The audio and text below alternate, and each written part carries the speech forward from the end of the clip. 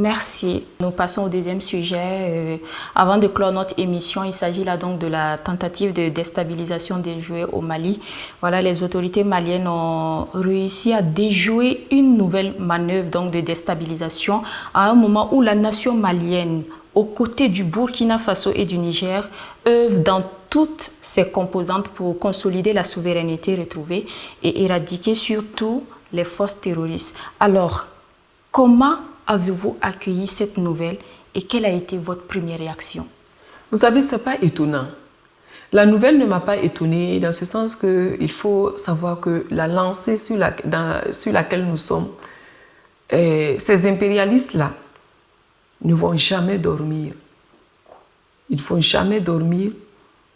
Ce qui m'a beaucoup attristé, c'est de voir qu'il y a des généraux même qui sont impliqués dans ce coup d'État.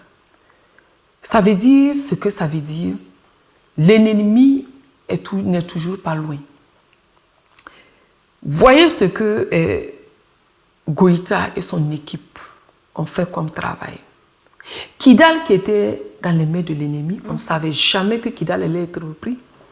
Et tout ce qui se passe au Mali, et encore des hautes personnalités se laissent entraîner dans ce coup d'État-là. Ça ne m'a pas étonné, mais ça m'a attristé. Parce qu'on se rend compte qu'en réalité, nous ne sommes pas encore sortis de l'auberge. Pourquoi je dis cela? Si des généraux se laissent encore embarquer, mais il faut ouvrir l'œil et le bon. Il faut rester éveillé. On ne sait pas d'où peut venir le mal. Mais je suis persuadée que le mal ne prévaudra jamais sur le bien. Ils vont tenter, ils vont essayer, mais ils ne pourront rien. Parce que ces trois présidents-là, je parle du général Assimi Goïta, du général Tchani et de son excellence le capitaine Ibrahim Traoré, ils sont là pour leur peuple. Ils sont là pour l'avenir de leur pays. Ils sont sur un très bon chemin. Et en tant que croyante, je suis sûre que Dieu est avec eux. Et tout ce que les gens vont essayer, ils vont toujours échouer. Madame Tagnada, parmi les personnes arrêtées figure un Français soupçonné d'agir pour le compte des services de renseignement. Que révèle selon vous un tel acharnement de l'extérieur contre les pays de l'AES? Vous savez, Madame Traoré, ils sont partout. C'est parce que peut-être lui, il a été pris la main dans le sac.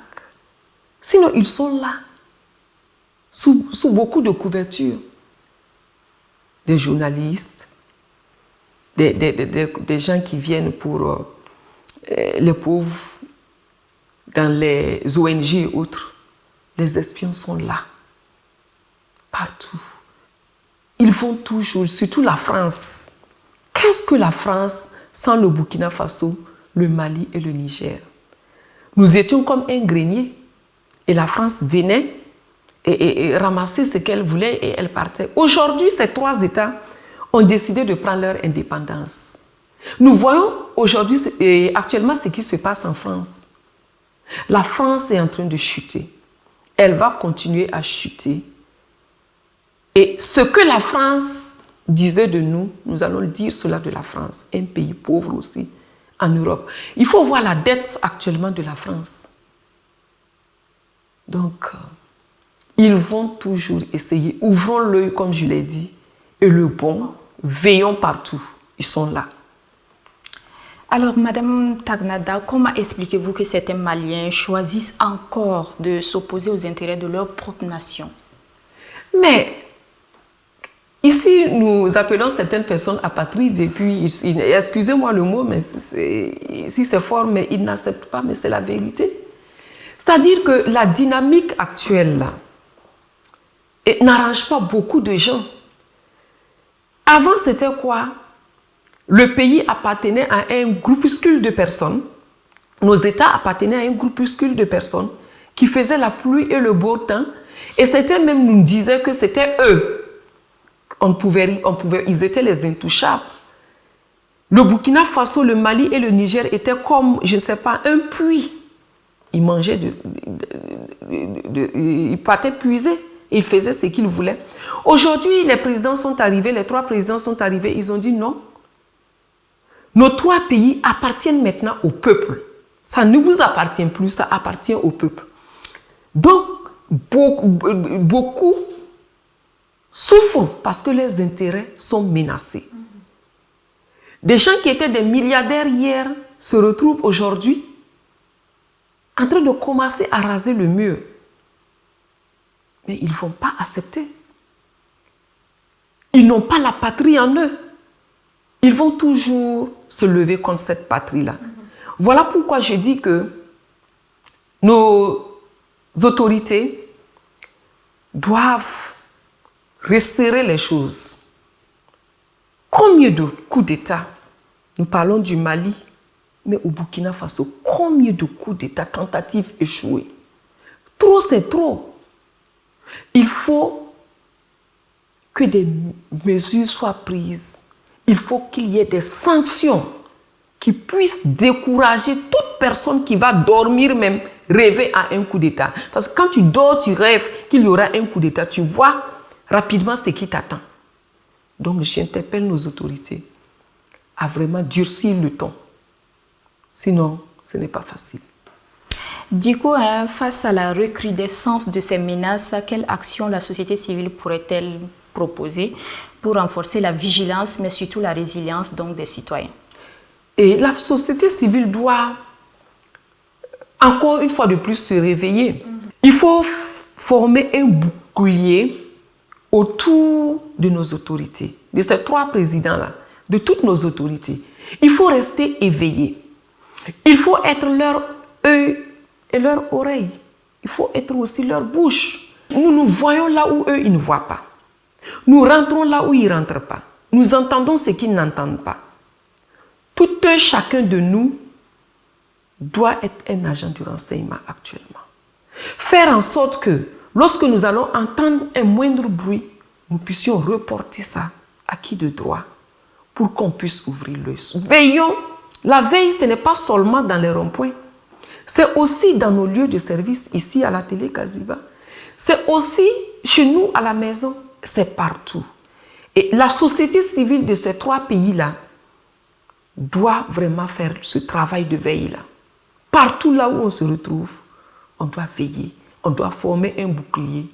On ne doit pas permettre à ce que l'ennemi puisse toucher à un seul cheveu de ces présidents-là. Parce que il y va de notre avenir, de l'avenir des générations futures. Et pour cela, nous ne devons pas nous amuser. Dans ce complot, un officier général, malheureusement, une femme est mise en cause. En tant que femme, qu'est-ce que cela vous inspire, Madame Tarnamda? Lorsque j'ai vu la femme, tout de suite, je me suis dit, mais qu'est-ce qu'elle cherche? Une mère, une mamie. Celle-là qui devrait être là pour conseiller. La femme, c'est la mère. C'est elle qui doit conseiller. C'est elle qui doit travailler à ce qu'il y ait la paix. C'est elle qui doit éduquer. Cette femme se retrouve impliquée dans une tentative de coup d'État. Ça fait honte. C'est triste. Et comme je l'ai dit, c'est interpellateur aussi. Parce qu'il faut savoir que où on ne croit pas que l'ennemi peut sortir, il va sortir là-bas. Cette femme, de quoi elle n'a pas bénéficié avec ce pouvoir-là, jusqu'à obtenir un grade de général? Je crois que c'est une première dans l'armée malienne. Qu'est-ce qu'elle veut encore? Avec tous ses honneurs, mais c'est le pouvoir ou quoi? Est-ce qu'elle n'a pas le pouvoir? Pour dire que l'ennemi est très subtil, l'ennemi est très rusé, et l'ennemi ne lâche jamais. Et il faut ouvrir l'œil parce que l'ennemi se retrouve partout. Oui. Voilà qui est bien dit. Merci beaucoup, Madame Tarnamda. Ainsi s'achève donc notre émission. En définitive, l'actualité récente au Burkina Faso comme au Mali nous rappelle combien nos sociétés sont confrontées à des épreuves qui touchent à la fois à la dignité humaine, à la vérité, à la stabilité nationale. Merci donc à notre invité pour ses éclairages. Moi qui vous remercie.